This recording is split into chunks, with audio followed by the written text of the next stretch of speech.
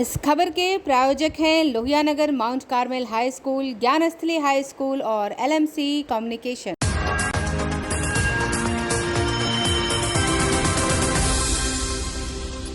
नमस्कार, रात 8 बजे की खबर में आप सबका स्वागत है। मैं हूं प्रकाश चंद्रा और आप देख रहे हैं आंखें न्यूज 24। नजर डालेंगे ताजा तरीन खबरों पर, लेकिन सबसे पहले हेडलाइंस। जातिगत जनगणना पर सीएम नीतीश को पीएम मोदी का झटका। केंद्र सरकार ने सुप्रीम कोर्ट में कहा यह मुश्किल काम।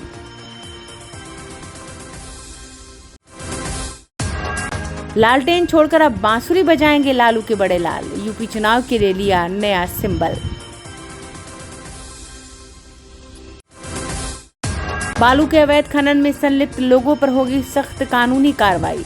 सीएम की 2 टूक, कहा अवैध खनन पर कठोरता से अंकुश लगाएंगे अधिकारी। जातिगत जनगणना पर केंद्र के हलफनामे से भाजपा की कन्नी, तो बोले ललन अभी निर्णय बाकी। छिटपुट हिंसा के बीच पंचायत चुनाव का पहला चरण संपन्न, महिलाओं में दिखा उत्साह। आइए देखते हैं अब खबरें विस्तार से। केंद्र सरकार ने नीतीश कुमार को बड़ा झटका जातीय जनगणना पर दे दिया है। मोदी सरकार ने सुप्रीम कोर्ट में कहा है कि यह बहुत ही मुश्किल काम है। इस खबर के बाद से पूरे बिहार में सियासी बवाल मच गया है कि अब नीतीश कुमार क्या रुख अपनाते हैं। बिहार में जातिगत जनगणना राजनीतिक मुद्दा बन चुका है, पर केंद्र सरकार एक बार फिर इसे करवाने से इनकार कर दिया है। केंद्र सरकार ने सुप्रीम कोर्ट से कहा है कि वह ऐसा कोई निर्देश ना दे जिसमें 2021 की जनगणना में ओबीसी को शामिल किया जाए। केंद्र ने सुप्रीम कोर्ट में कहा है कि पिछड़े वर्ग की जातिगत जनगणना कराना प्रशासनिक रूप से बेहद कठिन और जटिल है। शीर्ष कोर्ट में दायर हलफनामे में केंद्र सरकार ने कहा है कि सामाजिक, आर्थिक और जाति जनगणना 2011 अशुद्धियों से भरी हुई है। केंद्र सरकार ने सुप्रीम कोर्ट में कहा है कि SCCC 2011 सर्वे ओबीसी सर्वेक्षण नहीं है, जैसा आरोप लगाया जाता है, बल्कि यह सभी घरों में जातीय स्थिति जानने की प्रक्रिया है। दरअसल महाराष्ट्र की एक याचिका में जातिगत जनगणना के आंकड़े जारी करने की मांग की गई थी। इस पर सामाजिक न्याय और अधिकारिता मंत्रालय ने हलफनामे में कहा है कि सरकार ने 2021 की जनगणना में SC/ST को शामिल किया है, पर अन्य किसी श्रेणी का उल्लेख नहीं है। बता दें कि हाल में बिहार के सीएम नीतीश कुमार के नेतृत्व में 10 दलों का प्रतिनिधिमंडल जातीय जनगणना की मांग को लेकर पीएम नरेंद्र मोदी से मिला था।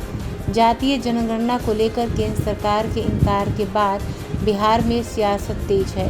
जदयू ने कहा है कि हमारी मांग जारी रहेगी। जातीय जनगणना पर निर्णय लेना केंद्र सरकार का काम है। सीएम नीतीश कुमार पिछले कई वर्षों से यह मांग करते रहे हैं। वहीं इस मामले में राजद और कांग्रेस ने केंद्र पर हमला करते हुए कहा कि उन्हें पहले से ही शक था कि केंद्र सरकार जातीय जनगणना नहीं कराएगी। जातीय जनगणना पर बिहार सरकार के मंत्री और भाजपा के नेता प्रमोद कुमार ने कहा कि मामला जब न्यायालय में है तो हम सभी को न्यायालय के फैसले का इंतजार करना चाहिए। जहां तक जातीय जनगणना कराए जाने की बात है, तो जिनका एजेंडा ही जाति है वह इसकी मांग कर रहे हैं। हमारा एजेंडा राष्ट्रवाद है। बता दें कि बिहार की सियासत में जातिगत जनगणना का मुद्दा लगातार चर्चा में है। विशेषकर नेता प्रतिपक्ष तेजस्वी यादव इस मुद्दे को बार बार उठा रहे हैं। उनकी पहल के बाद ही बिहार के राजनीतिक दलों का एक डेलीगेशन बीते 23 अगस्त को प्रधानमंत्री नरेंद्र मोदी से मिलकर देश में जातीय जनगणना करवाने की मांग कर चुका है। इस प्रतिनिधिमंडल का नेतृत्व सीएम नीतीश कुमार कर रहे थे और इसमें राजद के तेजस्वी यादव और भाजपा के नेता समेत 10 सियासी पार्टियों के 11 लोग शामिल थे। गौरतलब है कि राजद की पहल पर जातिगत जनगणना के लिए बिहार विधानसभा से 2 बार प्रस्ताव भी पास किया गया है। हालांकि केंद्र सरकार ने बीते दिनों लोकसभा में 2 टूक कह दिया था कि सरकार इसको लेकर कोई विचार नहीं कर रही है। हालांकि जब सीएम नीतीश कुमार ने इसको लेकर पीएम मोदी से 4 अगस्त को पत्र लिखा और बिहार की सियासी पार्टियों के मिलने का आग्रह किया, तो पीएम ने बिहार के प्रतिनिधिमंडल से मुलाकात की थी। तब मीटिंग से बाहर आए नेताओं ने कहा था कि पीएम ने इस मामले पर विचार करने की बात कही है, पर अब केंद्र सरकार के दोबारा इनकार के बाद फिर से बिहार की सियासत गर्म हो गई है। लालू के बड़े बेटे तेज प्रताप यादव ने बांसुरी बजाने का फैसला कर लिया है। जी हां, उन्होंने लालटेन का साथ छोड़ दिया है और शायद उत्तर प्रदेश में होने वाले चुनाव में वे बांसुरी लेकर उतरेंगे। आरजेडी के विधायक और राष्ट्रीय जनता दल के सुप्रीमो लालू प्रसाद यादव के बड़े बेटे तेज प्रताप यादव फिर से बैकफुट पर आ गए हैं। तेज प्रताप यादव ने अपने छात्र जनशक्ति परिषद का सिंबल बदल दिया है। हाथ में लालटेन वाले सिंबल पर आपत्ति के बाद अब तेज प्रताप यादव ने बांसुरी को अपने छात्र विंग का सिंबल बना लिया है। आरजेडी विधायक बांसुरी के जरिए अपने छात्र जनशक्ति परिषद का विस्तार करेंगे। इसको लेकर वे लगातार मीटिंग भी कर रहे हैं। लालू यादव के बड़े बेटे और हसनपुर से राजद के विधायक तेज प्रताप यादव ने राजद और लालटेन का साथ छोड़ दिया है। उन्होंने छात्र जनशक्ति परिषद के उस सिंबल को बदल दिया है जिसमें हाथ में लालटेन सिंबल का इस्तेमाल किया गया था। बताया जाता है कि इस सिंबल को लेकर पार्टी में ऐतराज जताया गया था, जिसके बाद अब तेज प्रताप यादव ने छात्र जनशक्ति परिषद का नया सिंबल बांसुरी को चुना है। वही नहीं, छात्र जनशक्ति परिषद के पैड पर राजद भी लिखा गया था, लेकिन नए पैड से राजद शब्द को ही हटा दिया गया है। पार्टी के प्रशिक्षण शिविर में एक्टिव नहीं दिखने वाले तेज प्रताप यादव अब अपनी अलग रणनीति बनाना चाहते हैं। वे उत्तर प्रदेश में होने वाले विधानसभा चुनाव पर फोकस कर रहे हैं। इनको लेकर उन्होंने बाकायदा यूपी के राजद नेताओं के साथ मीटिंग भी की है। बैठक की तस्वीर भी उन्होंने अपने फेसबुक पेज पर साझा की है। इससे पहले वे अपने विधानसभा क्षेत्र के लोगों से भी मिले। ब्यूरो रिपोर्ट, आंखें न्यूज़ 24। बिहार में अब बालू बहुत ही सस्ता होने वाला है। नीतीश कुमार की अध्यक्षता में एक बैठक में फैसला लिया गया कि 1 अक्टूबर से रेत खनन शुरू की जाए। बालू के अवैध खनन में संलिप्त लोगों पर सख्त कानूनी कार्रवाई होगी। मुख्यमंत्री नीतीश कुमार के पदाधिकारियों को 2 टूक कहा कि अवैध खनन पर कठोरता से अंकुश लगाएं। इसमें संलग्न लोगों पर कठोर कार्रवाई हो, यह सुनिश्चित करें। उन्होंने यह भी कहा कि हाल में इस संबंध में व्यापक कार्रवाई की गई है। मुख्यमंत्री ने एक अड़े मार्ग में खान और भूतत्व विभाग की समीक्षा के दौरान कई निर्देश दिए। उन्होंने कहा कि बिहार से झारखंड के अलग होने के बाद बालू को ही राजस्व का एक मुख्य स्रोत माना जाता था। सरकार में आने के बाद हम लोगों ने सभी क्षेत्रों में विकास का काम किया है। इसमें राजस्व के कई स्रोत बढ़े हैं। उन्होंने यह भी निर्देश दिया कि उपभोक्ताओं को बालू आसानी से उचित कीमत पर प्राप्त हो। इसके लिए विभाग सतत मॉनिटरिंग करे ताकि लोगों को किसी प्रकार की असुविधा ना हो। पर्यावरणीय और पारिस्थितिकी संतुलन को ध्यान में रखते हुए सारे कार्य किए जाएं। मुख्यमंत्री ने कहा कि बिहार में ऐतिहासिक पुरातात्विक महत्व के पहाड़ों को संरक्षित रखना है। इस दौरान विभाग की प्रधान सचिव हरजोत कौर ने विभाग में किए जा रहे कार्यों की अद्यतन स्थिति की जानकारी दी। बैठक में उप मुख्यमंत्री तारकिशोर प्रसाद, खान और भूतत्व मंत्री जनक राम, मुख्यमंत्री के प्रधान सचिव दीपक कुमार, मुख्य सचिव त्रिपुरारी शरण, विकास आयुक्त अमित सुभानी, वित्त अपर मुख्य सचिव एस सिद्धार्थ, मुख्यमंत्री के प्रधान सचिव चंचल कुमार, मुख्यमंत्री के सचिव अनुपम कुमार और मुख्यमंत्री के विशेष कार्य पदाधिकारी गोपाल सिंह सहित कई पदाधिकारी उपस्थित थे। ब्यूरो रिपोर्ट, आंखें न्यूज़ 24। बालू अवैध खनन का मामला प्रकाशित होता है। मैं आप लोगों को धन्यवाद देना चाहता हूं और उस पर बड़ी से बड़ी कार्रवाई भी हो रही है। आपने देखा होगा कि बड़ा से बड़ा अधिकारी हो, वो एसपी से लेकर के और सिपाही तक, जिनकी अवैध बालू में अगर संलिप्तता पाई जाती है तो वे हिचक सरकार उनके ऊपर कार्रवाई करती है। आपने देखा होगा कि आर्थिक अपराध के तहत संपत्ति भी उनकी जांच हो रही है और अकूत संपत्ति प्राप्त हो रही है तो जब्ती भी हो रही है। तो कहीं ना कहीं सरकार की मंशा साफ है। जिन लोगों ने ये बालू में अवैध कारोबार से जुड़े हुए हैं, साफ संकेत है कि अगर उनमें सुधार नहीं होगा तो प्रशासन समय समय से छापामारी करके उनके ट्रैक्टर हो, ट्रक हो, हाईवा हो, जेसीबी हो, वो जब्ती करती है, एफआईआर करती है, नीलाम करने का प्रबंध कर दिया गया है और उससे कमाई हुई संपत्ति को भी सरकार जब्त कर रही है। लेकिन सवाल यह है कि कार्रवाई के बावजूद भी खनन जारी है। मुझे लगता है कि कानूनता आपने कहा और उसका जवाब भी हमने दिया। अगर ऐसे खनन कर रहे हैं लोग जिसको आप अवैध कहते हैं तो सरकार चुप तो बैठी नहीं है। लगातार थाना प्रभारी, अंचलाधिकारी, जिला के डीएम, जिला के एसपी कार्रवाई कर रहे हैं और मुझे लगता है कि बड़ी से बड़ी कार्रवाई हो रही है। और आपकी नज़र में कहीं फिर ऐसे देखने को मिलता है तो उजागर करते रहिए, सरकार उस पर कार्रवाई करेगी। सर, बालू माफियाओं में डर नहीं बैठ रहा है, कार्रवाई तो हो रही है सर, डर नहीं बैठ रहा है बालू माफियाओं में। मुझे लगता है कि डर तो बैठा हुआ है, आप कह रहे हैं ना, डर तो वो बैठा है कि रात में वो लोग सपना देख रहे हैं। ये पहली बार इतनी बड़ी कार्रवाई हो रही है कि उनकी चिंता है कि अब अवैध खनन हम कर नहीं पा रहे हैं। अवैध खनन करने पे सरकार कड़ी से कड़ी अंकुश लगाई है और मुझे लगता है कि उनके अंदर ये डर दहशत है। मैं पूर्णतः फिर आपको कहना चाहता हूं कि अवैध कारोबार करने वाले बालू संबंधित वो सावधान हो चुके हैं। अगर उनमें कहीं इस रवैये में कहीं देखने को मिलती है तो फिर उजागर कीजिए और उनके ऊपर कार्रवाई होती रहेगी। 1 अक्टूबर से जो सिया का पुनर्गठन होगा, 1 अक्टूबर से सभी बंदोबस्ती किया जाएगा, उसको लेकर क्या कुछ सरकार की स्तर से संदेश है। जुलाई, अगस्त, सितंबर 3 महीने मानसून को ध्यान में रख करके बालू खनन नहीं होता है, लेकिन 1 अक्टूबर से खनन प्रारंभ होगा सुगम तरीके से और सरकारी दर पे आम लोगों को बालू मुहैया हो, इसके लिए सरकार चिंतित है। और मुझे लगता है कि 1 तारीख से पूर्णतः बालू खनन प्रारंभ हो जाएगा। केंद्र द्वारा जातीय जनगणना पर हलफनामा दायर करने के बाद जदयू के राष्ट्रीय अध्यक्ष ललन सिंह ने कहा है कि यह अंतिम निर्णय नहीं है, अभी फैसला आना बाकी है। वहीं दूसरी तरफ भाजपा और अन्य नेताओं ने क्या कुछ कहा, आइए देखते हैं सभी का रिएक्शन। जनगणना शुरू हो गया है क्या? जब जातीय जनगणना शुरू हो गया तब बात करिए। वो तो कह ही दिया गया सर केंद्र सरकार की तरफ से कि अब नहीं हो सकता है।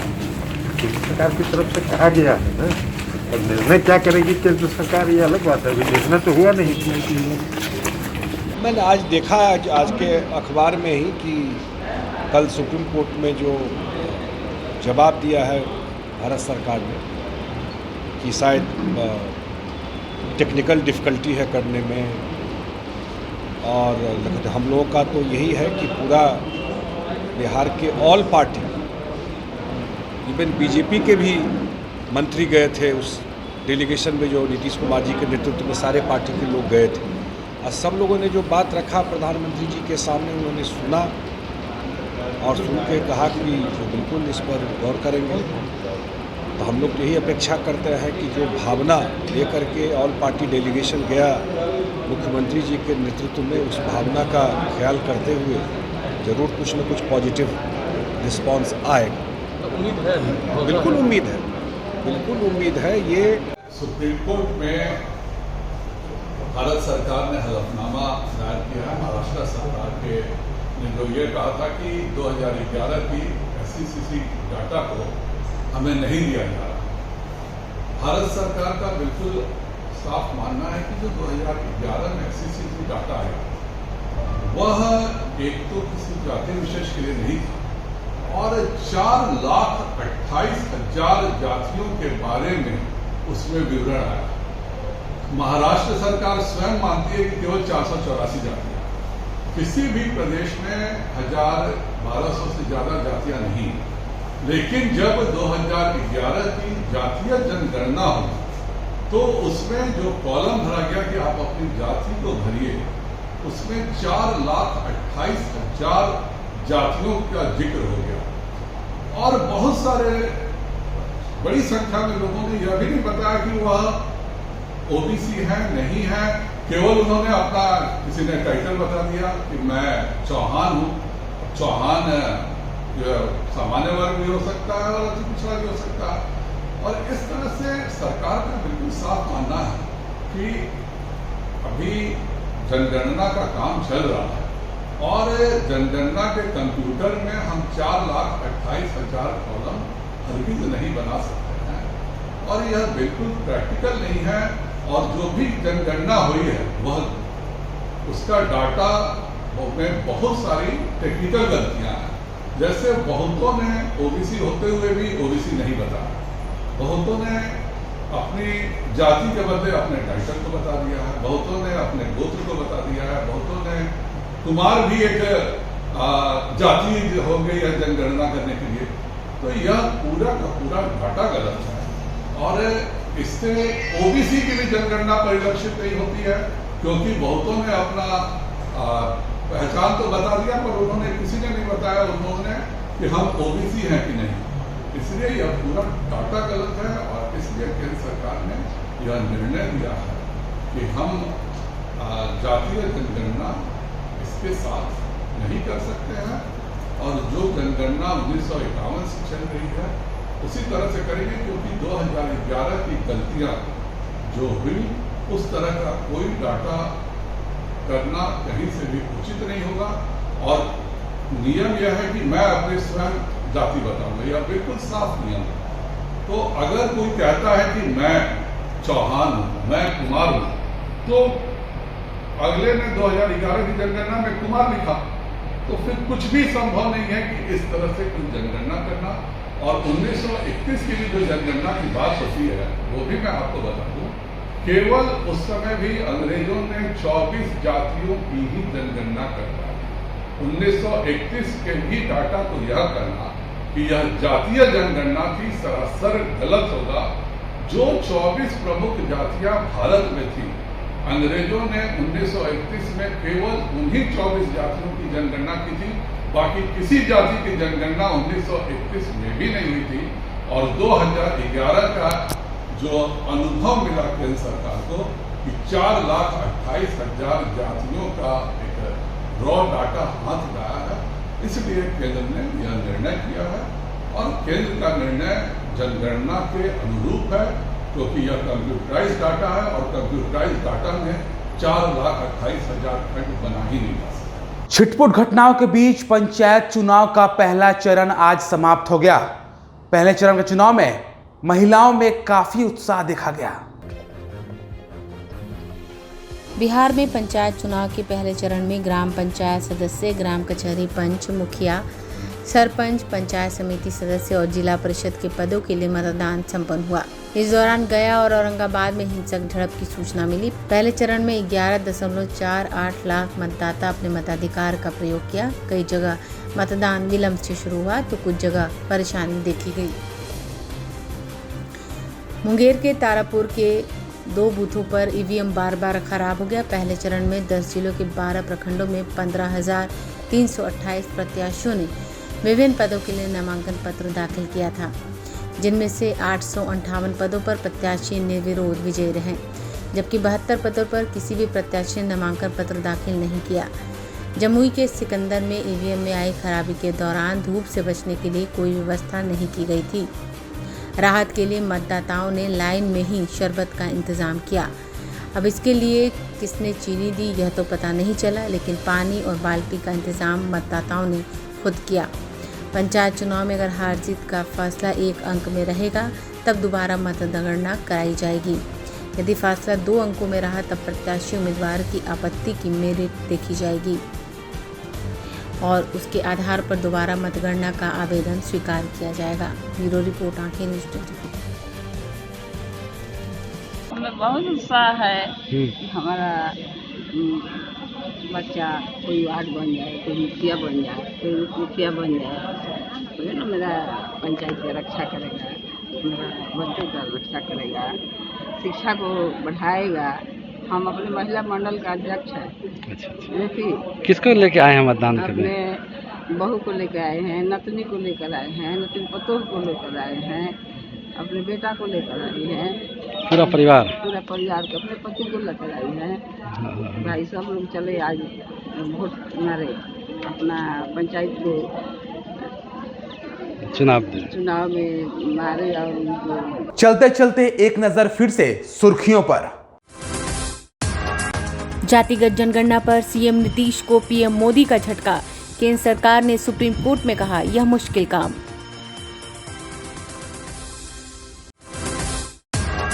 लालटेन छोड़कर अब बांसुरी बजाएंगे लालू के बड़े लाल। यूपी चुनाव के लिए लिया नया सिंबल। बालू के अवैध खनन में संलिप्त लोगों पर होगी सख्त कानूनी कार्रवाई।